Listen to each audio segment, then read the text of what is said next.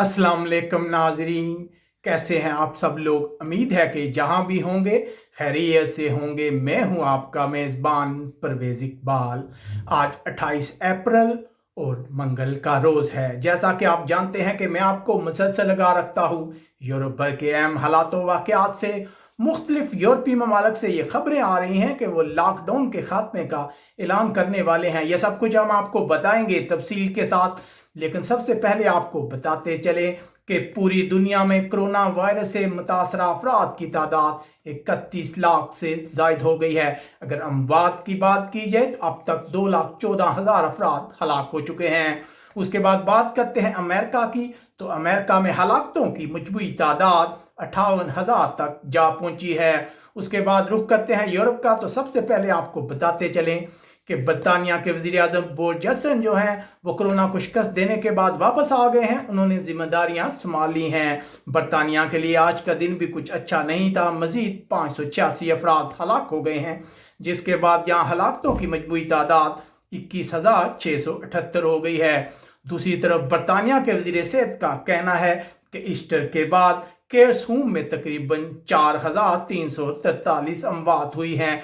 याद रहे कि बरतानिया के केयर होम में बहुत ज़्यादा अमवात हो रही हैं। दूसरी तरफ बरतानिया का कहना है कि वो रोज़ाना की बुनियाद पर तकरीबन 73,000 लोगों के कोरोना टेस्ट कर रहे हैं। उसके बाद रुख करते हैं फ्रांस का, तो फ्रांस के सदर ने पार्लियामेंट को बताया है लॉकडाउन के लिए अपना मंसूबा पेश कर दिया है। उनका कहना है कि 11 मई के बाद छोटे बच्चों के स्कूल खोल दिए जाएंगे, जबकि मिडिल स्कूल जो हैं वो अगले हफ्ते से खुलना शुरू हो जाएंगे। उसके अलावा दुकानें और बाजार जो हैं वो भी मुकम्मल तौर पर खुल जाएंगे, लेकिन रेस्टोरेंट्स को फिलहाल बंद रखा गया है। पब्लिक ट्रांसपोर्ट और तमाम स्कूलों में बच्चों के लिए मास्क पहनना ज़रूरी होंगे। तमाम लोगों के लिए मास्क पहनना ज़रूरी होंगे, लेकिन छोटे बच्चों को छूट दी गई है कि वो मास्क ना पहने। इसके अलावा फ्रांस के सदर का कहना था कि अगर कोरोना वायरस में कमी ना आई तो वो अपना मंसूबा चेंज भी कर सकते हैं। उसके बाद रुख करते हैं इटली का, तो इटली में कोरोना वायरस से मुतासरा अफराद की तादाद 2 लाख से जायद हो गई है। आज मजीद 382 अफराद हलाक हुए हैं इटली में, जिसके बाद यहाँ हलाकतों की मजमूई तादाद 27,359 हो गई है। याद रहे कि कुछ पार्टियां जो हैं वो इटली के वज़ीर आज़म के लॉकडाउन में नरमी के मंसूबे को तनकीद का निशाना बना रही हैं। उसके बाद एक अच्छी खबर हम आप लोगों के साथ शेयर करते हैं। यूरोपीय सेंट्रल बैंक ने मंगल के रोज़ लैब टेस्ट के हवाले से बताया है कि कोरोना वायरस नोटों से नहीं फैलता। कोरोना वायरस नोटों पर ज़्यादा देर तक जिंदा नहीं रह सकता। याद रहे कि इससे पहले कोरोना वायरस के दौर में लोगों को कहा गया था कि वो अदायगियाँ नोटों की सूरत में ना करें, कार्ड से अपनी पेमेंट करें। उसके बाद बात करते हैं नॉर्वे की, तो नॉर्वे से इत्तलात आ रही है कि नॉर्वे के टाइकोन को बीवी के लापता होने के इल्ज़ाम में हिरासत में ले लिया गया है। जी हाँ नाजरीन, टॉम हैगन नामी टाइकोन को पुलिस ने हिरासत में लिया है। इस शख्स को दारुल हुकूमत ओस्लो के मशरकी इलाके से उनके ख़ानदानी घर से हिरासत में लिया गया है। उनका पुलिस ने 4 हफ्तों का रिमांड हासिल कर लिया है, लेकिन बाज़ाब्ता तौर पर उन पर कोई फर्द जुर्म आयद नहीं की गई। दूसरी तरफ पुलिस का कहना है कि उन्हें शुबा है कि यह शख्स अपने बीवी को कत्ल या कत्ल करने की साजिश में मुलव्वस है। उसके बाद बात करते हैं हम यूरोपीय यूनियन के हकाम कहते हैं कि 2019 में तकरीबन 13,800 नाबालिग बच्चे सियासी पनाह हासिल करने के लिए यूरोपीय ममालिक में पहुंचे। अगर इसका मुआवजा किया जाए 2018 से तो 20% ये तादाद कम बनती है। इसके अलावा याद रहे कि 2015 में तकरीबन 92,000 से ज़ायद नाबालिग बच्चों ने यूरोप में सियासी पनाह की दरख्वास्त दी थी।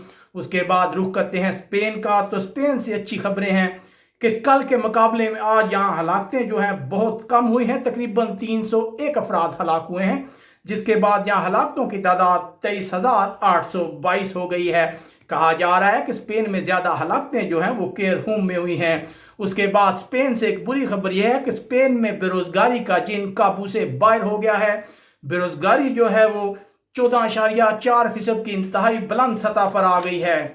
उसके बाद रुख करते हैं यूनान का, तो यूनान से इत्तलात आ रही हैं कि यूनान की गवर्नमेंट ने सामोस जजीरे पर कायम اس کیمپ کو بند کرنے کا ارادہ ظاہر کیا ہے جہاں گزشتہ روز آگ لگنے کا واقعہ پیش آیا تھا۔ پولیس کا کہنا ہے کہ یہ آگ دو تارکین وطن گروپس کی آپس کی لڑائی کے دوران لگی۔ اب تک تقریباً 22 تارکین وطن کو حراست میں لے لیا گیا ہے۔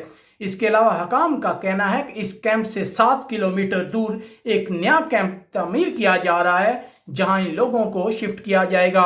اس کے بعد رخ کرتے ہیں یورپی ملک پرتگال کا، تو پرتگال سے اچھی خبر یہ ہے کہ پرتگال 2 مئی سے لاک ڈاؤن میں خاتمے کا اعلان کرنے والا ہے۔ جی ہاں ناظرین، جیسا ہم آپ کو بتا چکے ہیں اس سے پہلے بھی کہ 19 مارچ سے پرتگال نے کرونا وائرس کو پھیلنے سے روکنے کے لیے ملک میں لاک ڈاؤن کیا تھا۔ اب وہ خاتمے کی طرف بڑھ رہا ہے۔ یاد رہے کہ آج مزید 20 افراد ہلاک ہو گئے ہیں پرتگال میں ہلاکتوں کی مجموعی تعداد 1000 تک جا پہنچی ہے۔ آج بیلجیم میں مزید 124، ہالینڈ میں 48، جرمنی میں بھی 48، ترکی 92 اور سویڈن میں مزید 81 افراد ہلاک ہو گئے ہیں۔ یہ تھی ہماری آج کی یورپ کی خبریں۔ آپ ہمیں کمنٹس کر کے اپنی رائے سے آگاہ کر سکتے ہیں۔ اپنے میزبان پرویز اقبال کو اجازت دیجیے گا۔ اللہ حافظ۔